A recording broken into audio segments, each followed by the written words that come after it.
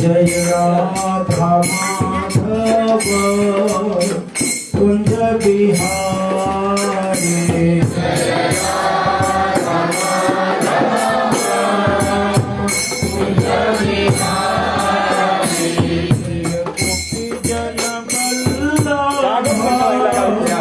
गिरिवर धारी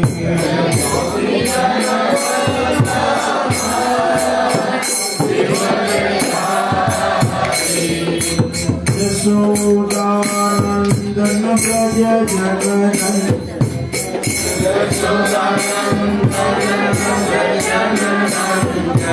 यशोदानंदन ब्रज जनन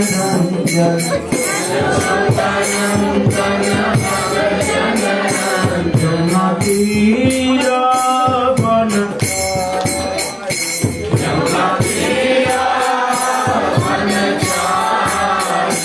जय Madhav Kunj Bihari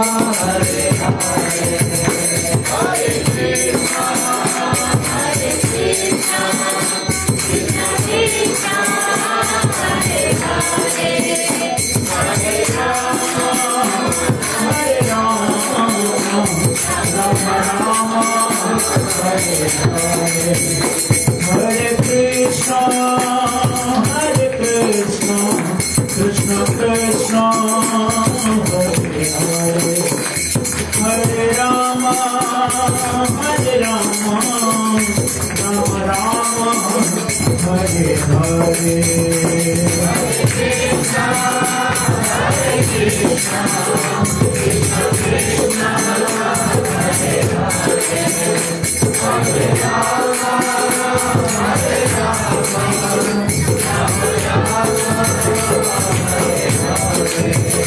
Jai Radha Shyam Sundar Radha Shyam Sundar Radhe. Jai Radha Shyam Sundar Radha Shyam Sundar Radhe.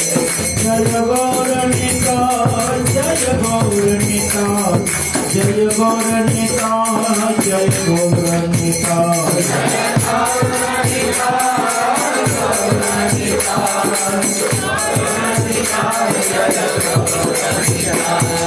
Jagannath, Jagannath,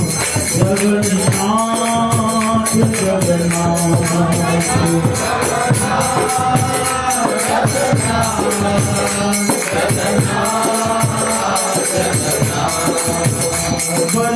Baladev, Baladev, Baladev, Subhadra.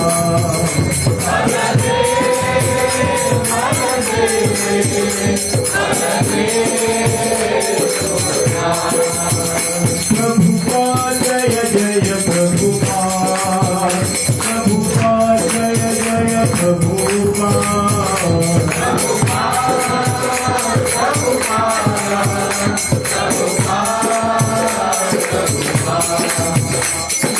Gurudev, Gurudev, Gurudev,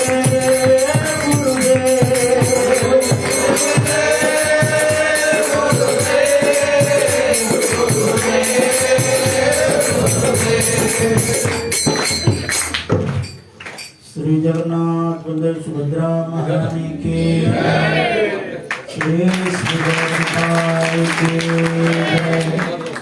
Jagat Guru Srila Prabhupada की जय।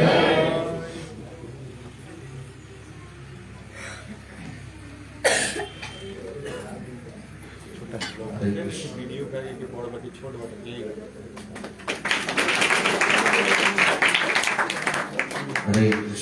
हरे कृष्णा कृष्णा कृष्णा हरे हरे, हरे राम राम राम हरे। ॐ अज्ञानतिमिरान्धस्य ज्ञानाञ्जनशलाकया चक्षुरुन्मीलितं येन तस्मै श्रीगुरवे नमः। श्रीचैतन्यमनोभीष्टं स्थापितं येन भूतले स्वयं रूपः कदा मह्यं ददाति स्वपदान्तिकम्। वन्देऽहं श्रीगुरो श्रीयुतपदकमलं श्रीगुरुन् वैष्णवांश्च श्रीरूपं साग्रजातं सहगण रघुनाथन्वितं तं सजीवम् साद्वैतं सावधूतं परिजनसहितं कृष्णचैतन्यदेवं श्रीराधा कृष्णपादान् सहगण ललिता श्रीविशाखान्वितांश्च नमो विष्णुपादाय कृष्णपृष्ठाय भूतले श्रीमते भक्तिवेदान्त स्वामिनिति नामिने। नमस्ते सरस्वते देवे गौरवाणी प्रचारिणे निर्विशेष शून्यवादी पाश्चात्यदेशतारिणे वाञ्छाकल्पतरुभ्यश्च कृपा सिन्धुभ्य एव च पतितानां पावनेभ्यो वैष्णवेभ्यो नमो नमः। नमो महावदान्याय कृष्णप्रेमप्रदायते कृष्णाय कृष्णचैतन्य नाम्ने गौरद्विषे नमः। नीलाचल निवासाय नित्याय परमात्मने बलभद्र सुभद्राभ्यां जगन्नाथाय ते नमः।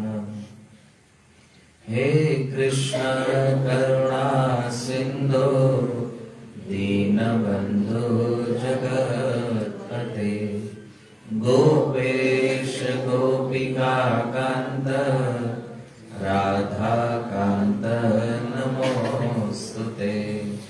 तप्तकाञ्चन गौराङ्गी राधे वृन्दावनेश्वरी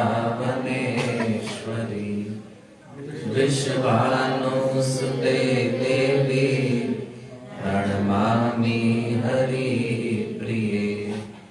जय श्री कृष्ण चैतन्य प्रभु नित्यानंद श्री अद्वैत गदाधर श्रीवासादि गौर भक्तवृंद। हरे कृष्णा कृष्णा कृष्णा हरे हरे, हरे राम राम राम हरे हरे। ओम नमो भगवते वासुदेवाय। ओम नमो भगवते वासुदेवाय। ओम नमो भगवते वासुदेवाय। ओम नमो भगवते वासुदेवाय। ओम नमो भगवते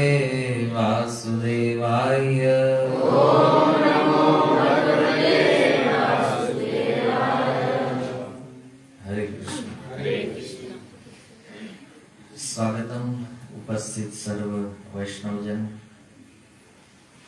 आज हमारा परम सौभाग्य है कि आपके इस सेंटर में भगवत कथा कहने का अवसर प्राप्त हुआ है। हम विशेष आभार व्यक्त करते हैं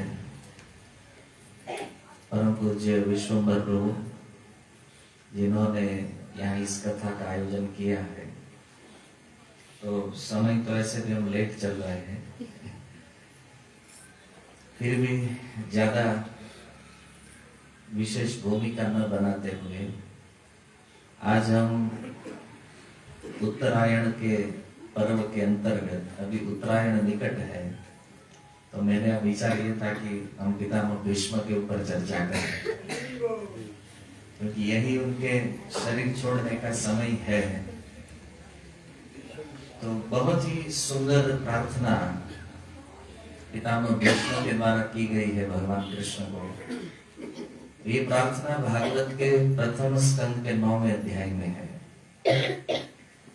तो इसी के ऊपर हम लोग 3 दिन चर्चा करेंगे, क्योंकि 2 दिन तो ऑफिशियल है, 11, 12 और 1, 15 को भी आएंगे वापस। 1 दिन में हो जाएगा, चिंता मत करिए। सुत गोस्वामी कहते हैं, सुत उवाच इति भीतः प्रजादोहा सर्वधर्म विवित्सया ततो विनाशनम प्रागात् यत्र देव व्रतो पतत्। तो पितामह भीष्म की प्रार्थना के पूर्व 8वें अध्याय में कुंती महारानी ने प्रार्थना की थी भगवान से, जो कि श्रीमद् भागवतम की सबसे पहली स्तुति है, पहली प्रार्थना है। और इस प्रार्थना में बहुत ही सुंदर शिक्षा कुंती महारानी ने प्रदान की है, जो कि हमारे कृष्ण प्रेम को बढ़ाने वाली है। और कुंती महारानी की उस स्तुति से ही ये स्तुति जुड़ी हुई है।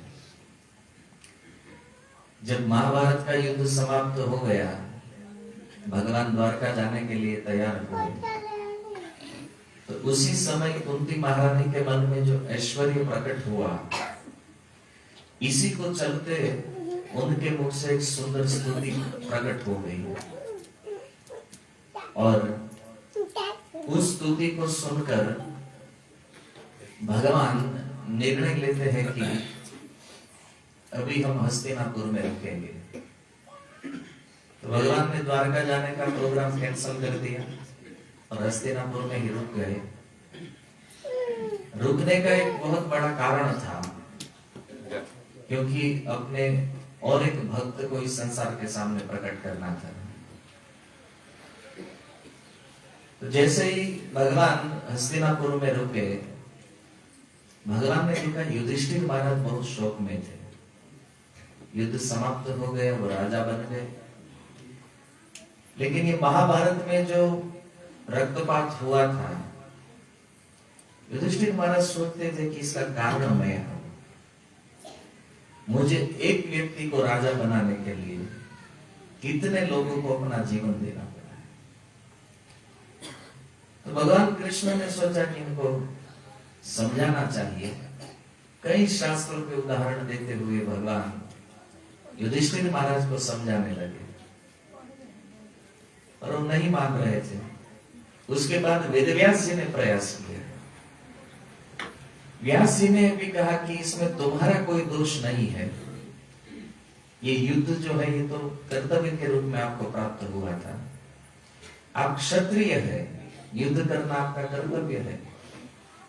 तो इतना समझाने के बाद भी जब शोक दूर नहीं हुआ, पर उल्टा हो गया, शोक कम होने की वजह शोक बढ़ता गया।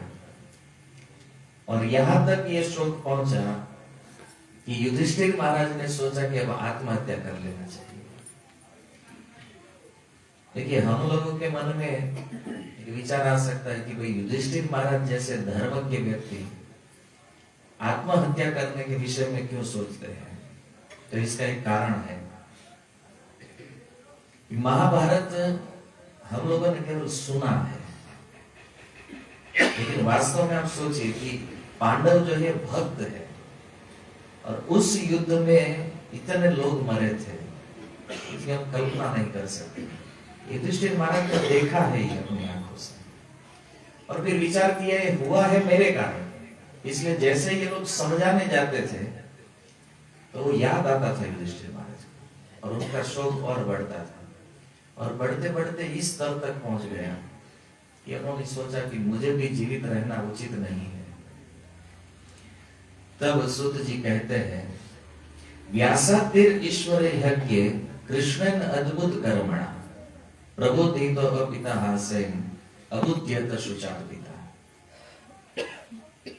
कहते कृष्णन अद्भुत कर्मणा, इस श्लोक में ये शब्द बहुत ही महत्वपूर्ण है कि भगवान कृष्ण के जो कर्म है ये वास्तव में बहुत ही अद्भुत कर्म है, और ऐसे अद्भुत कर्म है कि इस संसार के सामान्य व्यक्ति इस कर्म को नहीं समझ सकते कि भगवान ऐसा क्यों करते हैं, इसके पीछे कारण क्या था। और यदि सोचने लगेगा तो हो सकता है कि सोचते सोचते जीवन खत्म हो जाए, और ये पकड़ में नहीं आएगा कि भगवान ने ऐसा क्यों किया। देखिए, सबसे पहले अर्जुन को शौक हुआ, जब युद्ध प्रारंभ होने वाला था तो अर्जुन शोक में आ गए, तो भगवान ने भगवत गीता का उपदेश करके अर्जुन के शोक का निवारण कर दिया, अर्जुन समझ गए। उसके बाद युधिष्ठिर महाराज को शोक हुआ। भगवान और व्यासदेव की बात छोड़िए, और कितने भी ऋषि मुनि आते थे वहां पर, ये सब लोग समझाते थे, लेकिन युधिष्ठिर महाराज समझने की बदले और ज्यादा शोक मग्न होते थे। और इसका कारण क्या था? तो आचार्यगण कहते हैं कृष्ण न अद्भुत कर्मणा। कारण यह था कि कृष्ण उनको समझने देना ही नहीं चाहते थे। कृष्ण नहीं चाहते थे कि युधिष्ठिर महाराज का शोक दूर हो जाए। यही भगवान के अद्भुत कर्म है। बाहर से समझा रहे हैं कि भाई शोक नहीं करना है, और अंदर से मना कर रहे हैं कि तुम्हें समझना नहीं है। और ऐसा ही हुआ था जब भगवान संधिदूत बनकर गए हस्तिनापुर। संधिदूत बनकर गए भगवान, और दुर्योधन को कहा कि देखो ये भी तुम्हारे भाई है, क्षत्रिय है, उनके हिस्से का राज्य दे दो, दोनों आधा आधा राज्य ले लो, और तुम सुखी रहो, वो भी सुखी रहेंगे। दुर्योधन ने कहा ये तो हमें मंजूर नहीं है। भगवान ने कहा ठीक है, 5 गांव दे दो। 5 गांव तो बहुत ज्यादा नहीं है ना, 5 भाई है, एक एक गांव पर शासन करेंगे और जीवन व्यतीत करेंगे। दुर्योधन ने कहा ये भी मंजूर नहीं है। दुर्योधन कहता है सोई की नोक जितनी भूमि भी बिना युद्ध से पांडवों को नहीं दूंगा। अब ये प्रसंग जब हम सुनते हैं तो हमारे मन में एक विचार आ सकता है, या भगवान किसी को समझाना चाहे और वो न समझे, ऐसा हो सकता है। तो यहां पर युधिष्ठिर महाराज भी नहीं समझ रहे, दुर्योधन भी नहीं समझ रहा, क्योंकि यही भगवान का अद्भुत कर्म है कि परमात्मा स्वरूप से अंदर बैठकर मना करते थे दुर्योधन को भी, हाँ मत बोलना। यदि तूने हाँ कर दिया तो युद्ध तो होगा नहीं, और युद्ध नहीं होगा तो भगवत गीता कैसे प्रकट करेंगे। अब भगवान का प्लानिंग तो वही जानते हैं। अब मान लीजिए सोचने लगेंगे हम, ये जब तो भगवान है, गीता तो किसी भी तरह प्रकट कर सकते हैं, कर सकते हैं कि नहीं? युद्ध को ही क्यों माध्यम बनाया भगवान? अब इसका उत्तर कितने भी शास्त्र पढ़ लीजिए लेकिन मिलेगा नहीं, क्योंकि महाभारत कहता है तर्को प्रतिष्ठा, तर्क के तर्क की कभी स्थापना नहीं हो सकती। समझ रहे? ये शब्द समझने के सिद्धांत को समझना पड़ेगा।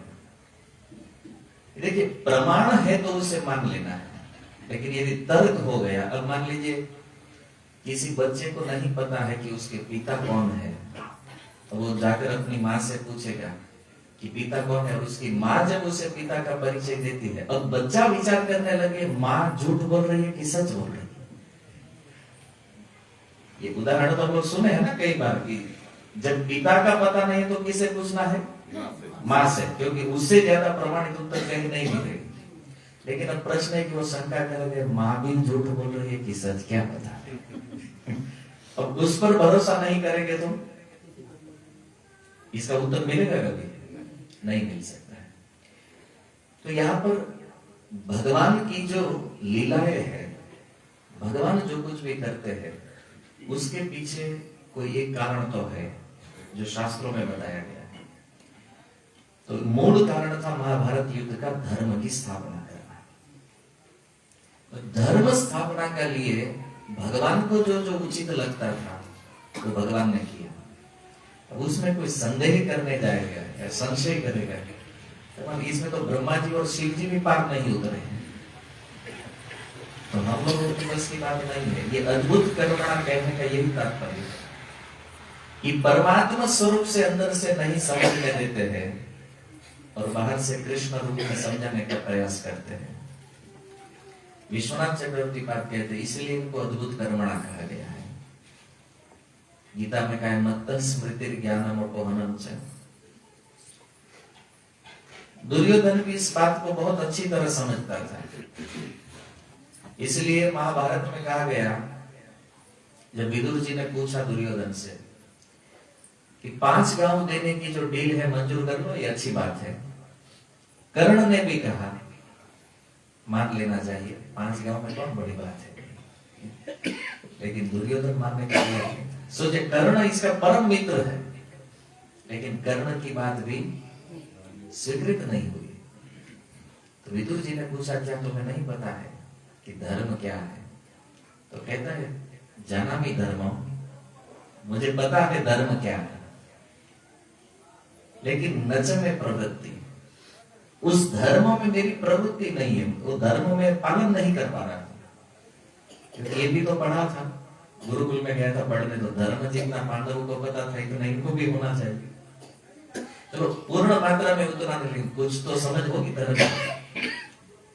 बोले प्रवृत्ति ही नहीं है उसमें। कहते जाना भी अधर्म, मैं अधर्म को भी जानता हूँ। नच में निवृत्ति, उसमें मैं निवृत्ति नहीं, उसको मैं छोड़ नहीं सकता। जैसे कभी कभी होता है ना, प्रभु जी हमको पता है चाय नहीं पीना चाहिए, नहीं छोड़ सकते, क्या करें,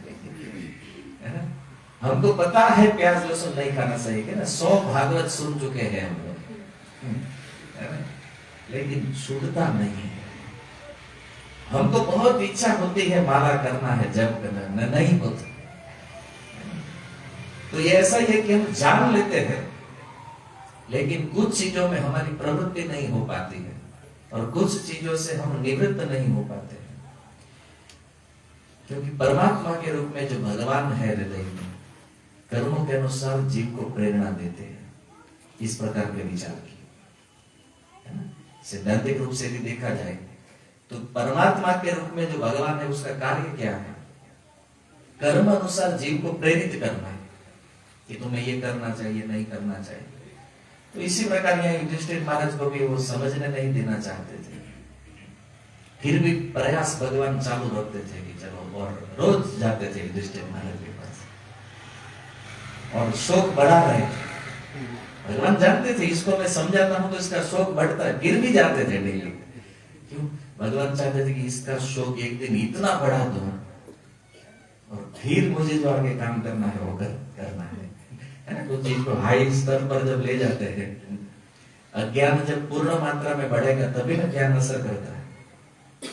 तो कहते अहो में पश्यत अज्ञानम यदि रूढ़म दुरात्मनः पारकस्यैव देहस्य बहव्यो में अक्षोहिणी रहता। ऋषि महाराज कहते हैं कि शरीर में जब तक प्राण है तब तक हमें क्या करना चाहिए? परोपकार करते रहना चाहिए, दूसरों के ऊपर उपकार करना चाहिए। ये शरीर मिला है दूसरों के ऊपर उपकार करने के लिए, क्योंकि मरने के बाद तो इसे कुत्ते खा जाएंगे, सियार खा जाएंगे, जलकर राख हो जाएगा। तो ऐसे शरीर के सुख के लिए युधिष्ठिर महाराज जानते हैं कि हम एक दिन तो हमको मरना ही है, तो इस शरीर के सुख के लिए मैंने कितनी सेनाओं का वध किया, कितनी अक्षोहिणी सेना, 18 अक्षोहिणी सेना का वध हो चुका है महाभारत में। दोनों पक्ष से कोई 10-5 लोग बचे होंगे, बाकी पांडवों की सेना भी नष्ट हुई, कौरवों की सेना भी नष्ट हुई। तो युधिष्ठिर महाराज ये सोच रहे कि ये केवल मेरे कारण हुआ है, एक शरीर को बचाने के लिए इतने लोगों ने अपना जीवन दिया। और ऐसा क्यों सोचते हैं युधिष्ठिर महाराज? क्योंकि ये धर्मात्मा है, धर्म का अंश है, इसलिए सारा उत्तरदायित्व तो अपने ऊपर लेते हैं, मेरे कारण हुआ। तो इसी प्रकार से ये कह रहे हैं कि मैं मानता हूं, तो मान लीजिए कोई कहे कि भाई आप तो क्षत्रिय है, राजा है, और राजा का कर्तव्य है कि युद्ध में उसे प्रवृत्त होना ही पड़ेगा, और यदि युद्ध में ये भाग ले रहे हैं तो फिर युद्ध में मृत्यु तो होगी। अब ऐसा कोई युद्ध है जिसमें व्यक्ति मरे भी नहीं और युद्ध भी हो जाए? तो युधिष्ठिर महाराज ने कहा कि चलो ये बात मैं मान लेता हूं कि युद्ध में मरना तो है, वध तो होता है, लेकिन इसमें कौन कौन मरा है? तो कहते हैं बालक, इसमें बच्चों का वध हुआ है। अब देखिए छोटे छोटे बच्चे थे पांडवों के, अभी वो युद्ध लड़ने के लिए योग्य नहीं थे।